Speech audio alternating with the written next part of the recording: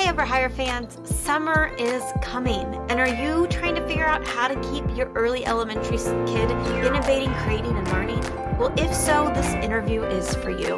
We're going to talk to a certified teacher who taught STEM and the innovation process to our classroom. So join us as we talk to Hannah Lawrence, certified teacher and a lover of STEM and brainstormer of all kinds of fun ways to keep your children entertained this summer. Welcome to the show again. We always love having you. Great. Thanks for having me again. If you have not been on our show previously listening, Hannah is one of our content creators. She created, it's a little fuzzy here, but our Junior Scientist series and our Little Explorers. She's writing a chapter book that's focused on STEM. And Hannah worked in a STEM sort of focused school. So that's why we thought she would be the perfect person to answer this question for us today. So Hannah, I'm a parent and I hear my child coming back, or the teacher of my child keep mentioning STEM. That's either engineering school or it's a STEM school, or they have STEM activities. Like, what are they probably talking about? Like, what does that even mean? Yeah, I mean, first thing when I would hear that outside of the classroom is like, are we having them do science experiments? Are they creating slime every day? Are we like exploding things with Mentos? Like, that's what comes to mind. And honestly, that's really not what we're trying to target, especially in lower elementary. And we're trying to target a way of thinking. And it goes back to that video on the engineering design process. That's what we're thinking. So realistically, in my first grade classroom, I did not want to let 18 6-year-olds just kind of loose and do their own science experiments. That was not the goal. We were solving a very specific problem and kind of walking through the way that they would think about it. So one of our engineering design tasks is we would read Cloudy with a Chance of Meatballs. And their task was to build a building that would survive the weather disasters of Cloudy with a Chance of Meatballs. So they had to survive, flying eggs and spaghetti tornadoes and lemonade rain. And so that was what they had to think about. So the very first part was we were asking questions, and they're like, well, is it like a full-size building? Am I building like a school-size building? No, we're building a miniature building. Like, what are we building out of? What does it have to sustain? So we were asking all these questions before we even got into imagining. I would answer a few of them. We're building a small building. You can build it out of paper and plastic plates and plastic cups and tape, things like that. We're doing small scale disasters. So it's going to be like a spray bottle, things like that. Don't worry. We're not like actually raining meatballs.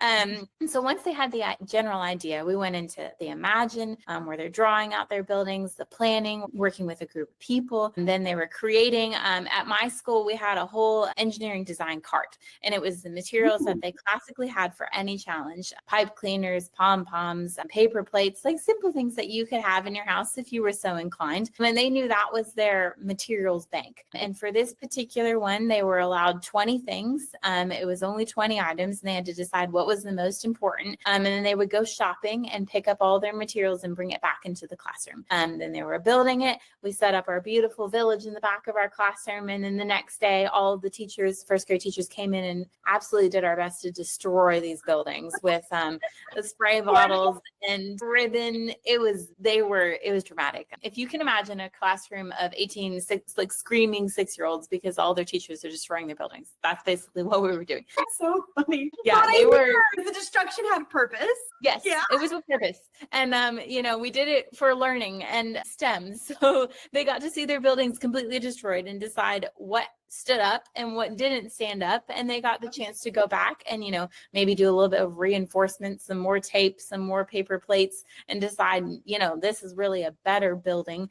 And at the end of the day, we set up our whole village outside of our classrooms, and we did it for open house night. And that's how they shared. And they had their parents walk through and see their buildings and their creations, and they got to tell them all the crazy stories about how their teachers threw tinfoil balls and raining spray bottles on their creation. But that's what it looked like. And that was maybe a bigger project, but it was kind of a simple all the way through. I love it because first off, for all of our viewers right now, if you have not listened to our other video on sort of this design engineering process and STEM, I'll put it in the comments. It walks through what Hannah just walked through, sort of this whole ask, plan, design, share. So you're hearing her mention that. So this is a really great example of that process. So check out that video too, and don't forget to subscribe. But also at the same time, what I hear is that really as a sort of engineering STEM activities, the idea was for them to build something sort of have to solve a problem and then test it and see, like, does it work? And really getting this like iterative feedback. Did this work? Did it not? And then to have to improve on it and share this whole sort of analytics process. And what a fun way to do it, but like also so creative. Like I'm sitting here just sort of impressed and mind boggled where I'm like, oh, so are these type of activities when parents think about doing STEM activities? I mean, obviously it might not be teachers destroying their houses, but is it going to be the same type of sort of build something, think through it, then test it, sort of those types of activities? Honestly, for especially K through 2, the hands-on part of learning and actually get to do it is so essential. And so while we in the classroom took like 2 weeks to go through this whole process because they only get, 20 minutes a day to work on this. Like you might do it with your kids in an afternoon and you just pitch something, or maybe they even notice a problem in your house. Like they notice, I don't know, that door doesn't close all the way, or it kind of squeaks when we move it. And now you're solving a real world problem. And, at the end of the day, is their solution going to live in your house forever? Probably not. But like the value of them doing a plan and build and test is so essential for this age group. So definitely, I would say if you're good with it, let them loose and let them design and build something. And then maybe it doesn't always have to be tangible, but it's super fun when it is. So I really love that. So what I'm hearing is if you're, as a parent, hearing STEM in your school or like they're doing STEM activities, like first thing you can do is ask them about it, because part of the process is to share. And you can ask them, like, what did you learn about the iterative part of it?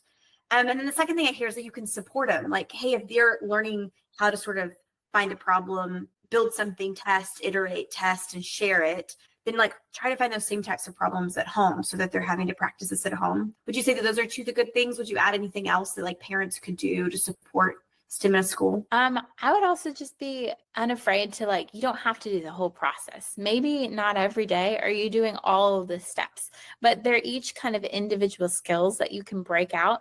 And so maybe your kid is an artist and they love to draw. And so you get them a notebook, that's their Imagine notebook. And maybe they never build a single thing out of that notebook, but they've drawn millions and millions of solutions to problems because we're focusing on Imagine. So don't be afraid of the length or the time intensity or like, wow, that sounds like I have to have a lot of stuff to be able to do it. You can just break apart pieces and think about how are we encouraging this mindset in your kids, and that's equally as wonderful. Oh, I love that. Because I think as a parent, you get like, oh my gosh, you have to do, I just think of the slime or the rocket shooting, but it's really just helping them with knowing the steps and being like, how in each small task could I sort of help them continue to grow this particular skill? Mm-hmm. Yeah. Well, Hannah, thanks for joining. I found this super helpful. Again, if you haven't seen our other STEM videos, we've been walking through what is STEM, what is the engineering design process. So check out our things and subscribe to our channel.